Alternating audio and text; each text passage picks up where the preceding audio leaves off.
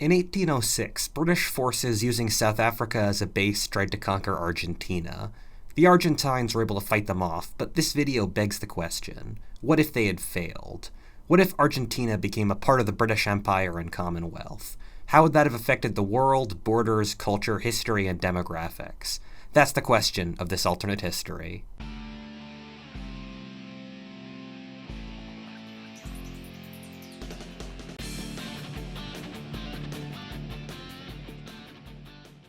The British Empire was an absolutely fascinating organization, one whose results and long-term effects we're still living through.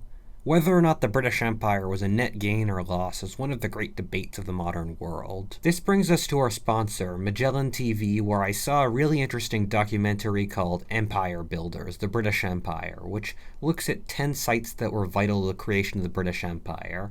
It looks at the construction, architecture, and structural bases that allowed the British Empire to flourish to the great extent it did. These were in turn exported to the rest of the world, changing it forever. Besides this, designed by filmmakers, Magellan TV is the best history documentary content anywhere. It has videos on topics ranging from the ancient world to the present, alongside biography, warfare, current geopolitics, and the Second World War. It's compatible with basically any device and is 4K with no additional cost.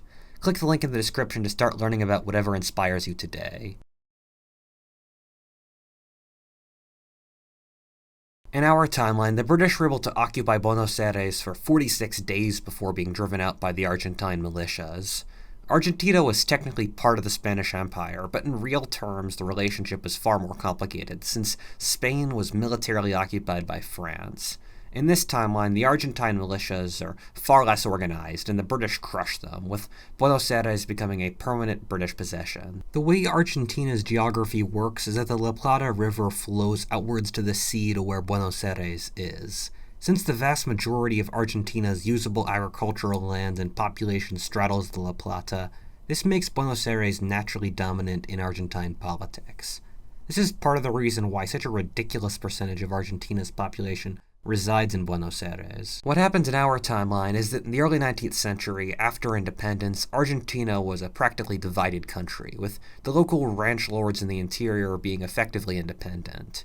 This resulted in a series of wars by which Buenos Aires asserted its dominance over the provinces. The British, being in a similar geographic position at the mouth of the La Plata River, with a far more organized military, would likely be able to gain control over the interior in a similar manner. The British also tried to conquer Uruguay during the same campaign, with Montevideo, the capital, coastal, and with British control of the La Plata River, they would also be able to seize Uruguay as well. Britain went through an immense era of demographic expansion in the 19th century that resulted in industrialization as well as a massive immigration to Australia, Canada, New Zealand, the US, and South Africa. Argentina would suddenly become part of this. Argentina has some of the best soil in the world and a temperate climate, and thus would be a pretty obvious hub for immigration. In fact, there was a goodly amount of British immigration to Argentina in our world, even when it was under Hispanic rule. This trend correlates pretty obviously to the Boer population in South Africa or the Quebecois in Canada. The British wouldn't replace the native Spanish population, although it was pretty small at just 500,000. Like the two examples given above, the two would form disparate ethnic groups. Unlike the rest of Hispanic America, the Argentines are overwhelmingly white, and so there wouldn't be a nasty racist dimension added to this as well. Like in Canada or South Africa, the British would become the wealthier merchant class and attached to the more developed element of society, since they themselves came from a more market-oriented and industrializing society. An important variable is that in our timeline, Argentina got deluged by immigration, mostly from Italy, Spain, and southern France. In fact, a goodly amount came from Ireland, and apparently I have some distant relatives in Argentina for that reason. This immigrant wave was so large that Italian ancestry is now the largest in Argentina by a vast margin, and Italian culture is vital to the Argentine identity. This wave of immigration would likely be smaller, as the Italian and Spanish immigrants were looking for another Catholic, Latin-speaking country that Argentina would no longer be. Similarly, immigrants from the British Isles would now be given preference. the South European immigrants coming into a Buenos Aires that would be heavily Anglicized in the late 19th century would end up assimilating to Anglo rather than Spanish culture. The British would end up outnumbering the native Hispanic population, as Argentina, with its immensely fertile land and closer distance than the Antipodes, would end up being a very attractive target. Similarly, Argentina's pre-existing Hispanic population was only around 500,000, making it fairly easy to replace with a fecund British settler population. This is pretty similar to Canada, who started having Anglo settlements outside of the Maritimes in roughly this era, and the Anglos eventually outnumbered the Quebecois by 3-1. A very interesting factor would be Paraguay in the War of the Triple Alliance. In the 1860s, Paraguay was run by a complete madman, Francisco Solano Lopez, who believed himself to be the Napoleon of South America. But in fact, he had no such talent, and thus resulted in an insane war against Brazil, Argentina, and Uruguay that resulted in killing off 60% of his male population. One would think that Lopez would be too insane to attack the British, but after all, he was still Lopez, and so I could still see him doing it.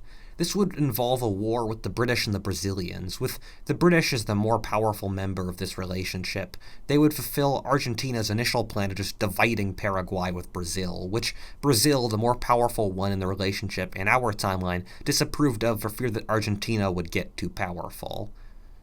Paraguay wouldn't exist in this world. Similarly, with Britain so close, a markedly anti-slavery nation for most of the 19th century, they'd pressure Brazil, the last developed nation in the Western world, to have slavery, and thus make it end much earlier there. I could easily see a migration of the Hispanics into the interior of the Pampas to get autonomy from the British, similarly to what the Boers did in South Africa. The Argentines of the Pampas were already a semi-nomadic herder people who loved their liberty, and so it would be entirely within character. Having all this British influence would do an immense benefit to Argentina in two categories: property rights and economic development. British Argentina would be markedly wealthier. This is since Argentina in our timeline went through practically generational cycles of racking up immense amounts of debt and then hyperinflating their currency, which resulted in a lack of long-term investment and thus a fatal weakening of their economic progress. If Argentina was a British dominion, it would almost certainly be a parliamentary democracy. Unlike the native Argentine regimes, the British Empire in the 19th century viewed inflation as a sign of moral degeneracy and thus created a very stable environment for long-term investment. Also, the British immigrants coming with the cultural knowledge of an industrial civilization would be able to industrialize Argentina more easily. The British would also break up the local Argentine massive landholdings to a good degree, which effectively resulted in surfing the native population and not having a very efficient or intensive agriculture.